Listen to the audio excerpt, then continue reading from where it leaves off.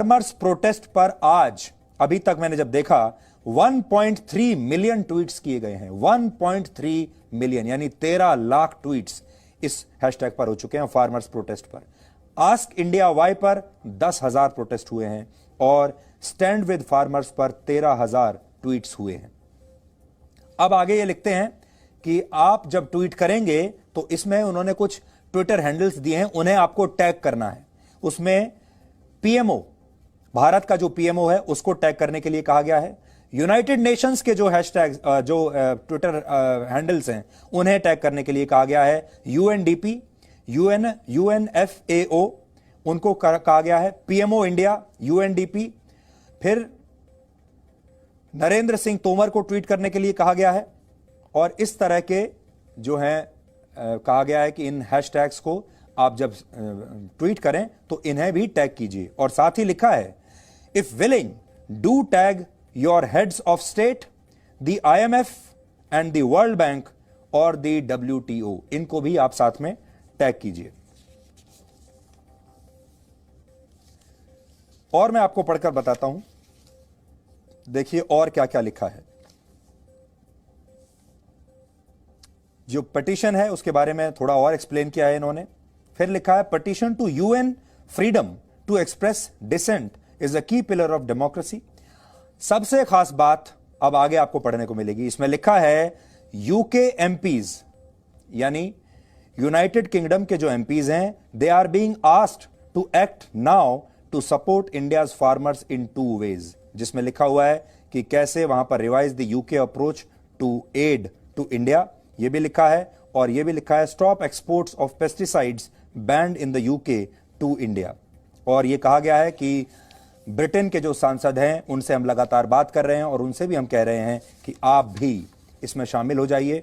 तो अब आपने ये देख लिया कि कैसे ये इतनी बड़ी अंतर्राष्ट्रीय साजिश है जिसमें आपसे कहा गया है कि आप दुनिया के किसी भी कोने में बैठे हैं वहां पर आपको भारतीय दूतावास को घेरना है। कैसे आपको सोशल मीडिया पर भारत के खिलाफ ट्वीट्स करने हैं, क्या हैशटैग देना है, सब कुछ प्लान्ड तरीके से हो रहा है। अब देखिए, जो इसमें लिखा हुआ है कि ब्रिटेन के सांसदों से हम बात कर रहे हैं और उनकी भी मदद ले रहे हैं, वो आपको यहां दिखाई देगा। ब्रिटेन की एक सांसद है जिनका नाम है क्लॉडिया वेब। क्लॉडिया वेब ने ट्विटर पर यह दावा किया है कि भारत में लाए गए कृषि कानूनों के खिलाफ वो 1 लाख हस्ताक्षर इकट्ठा कर चुकी हैं और अब ब्रिटेन की संसद में भी इस पर बहस होगी। यानी ब्रिटेन की संसद में अब किसानों के बारे में बहस होगी। यानी भारत के खिलाफ जो विदेशी ताकतें काम कर रही हैं वो अब धीरे धीरे एक्सपोज होने लगी हैं। ब्रिटेन में यह नियम है कि अगर किसी भी मुद्दे पर 1 लाख से ज्यादा लोग जुड़ते हैं और अपना हस्ताक्षर वहां पर दे देते हैं तो इस पर वहां की संसद में बहस कराना अनिवार्य हो जाता है। वहां पर इस सिग्नेचर कैंपेन को गुरचरण सिंह नाम के एक व्यक्ति ने शुरू किया था और इस व्यक्ति ने ब्रिटेन की सरकार से भारत में किसानों की सुरक्षा और प्रेस की स्वतंत्रता को सुनिश्चित करने की मांग की थी।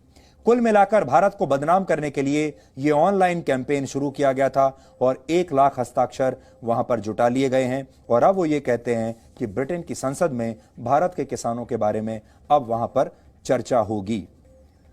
प्रेस के स्वतंत्रता पर भी वो बात कर रहे हैं क्योंकि उनके जो हिमायती पत्रकार हैं हमारे देश में, आप भी कई चैनलों पर उन्हें देखते होंगे, आपको याद होगा ये सारे हिमायती पत्रकार जो दरबारी पत्रकार हैं ये सब इसी रोड मैप के हिसाब से चल रहे हैं। इसी रोड मैप के हिसाब से, इन्हीं हैशटैग के हिसाब से वो भी ट्वीट कर रहे हैं। फेक न्यूज ट्वीट की जा रही हैं और अब उनमें से कुछ के खिलाफ FIR भी हो चुकी है। तो उन्हें बचाने के लिए भी इनके जो बाहर के इनके समर्थक हैं अब वो मुहिम चला रहे हैं कि हमारे लोगों को, हमारे वाले पत्रकारों को वहां परेशान किया जा रहा है और अब वो फेक न्यूज नहीं फैला पा रहे हैं। भारत के खिलाफ चलाए जा रहे इंटरनेशनल प्रोपेगेंडा पर भारत के विदेश मंत्री S जयशंकर ने भी आज एक ट्वीट किया है और उन्होंने लिखा है कि भारत को निशाना बनाकर चलाए जा रहे अभियान कभी सफल नहीं होंगे। हमें खुद पर विश्वास है, हम अपने दम पर खड़े रहेंगे, भारत इस साजिश को कामयाब होने नहीं देगा, ये उन्होंने लिखा है। अब आप आगे समझिए कि दिल्ली की सीमाओं पर पिछले 70 दिनों से चल रहे इस किसान आंदोलन का इतना बड़ा अंतर्राष्ट्रीयकरण कैसे हुआ और अब इस आंदोलन का रिमोट कंट्रोल भारत से बाहर जा चुका है और यह रिमोट कंट्रोल अब दूसरे देशों में शिफ्ट हो गया है और इन्हीं देशों से अब इस आंदोलन को पूरी तरह से रिमोट कंट्रोल के जरिए नियंत्रित किया जा रहा है। पैसा भी वहीं से आ रहा है, पूरी योजना रोड मैप वहीं बन रहा है, हैशटैग कौन से होंगे वहीं डिसाइड हो रहा है, कितने बजे कौन सा हैशटैग ट्रेंड करवाया जाएगा वहीं पर लिख कर आ रहा है, कितने समय पर आपको क्या करना है।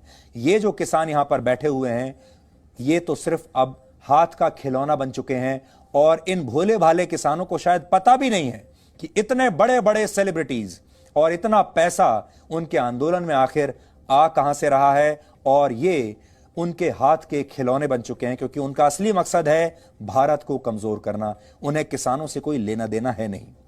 ये ठीक उस मार्केटिंग स्ट्रेटेजी का हिस्सा है, उसकी तरह है जिसमें किसान आंदोलन एक प्रोडक्ट बनकर रह गया है और इस प्रोडक्ट को बड़े बड़े सेलिब्रिटीज अब एंडोर्स कर रहे हैं, यानी इसका प्रचार कर रहे हैं। जैसे आप टीवी पर आप देखते हैं कि बड़े बड़े जो सेलिब्रिटीज होते हैं वो कोई ना कोई सामान उनके विज्ञापन में आकर आपको बेच रहे होते हैं।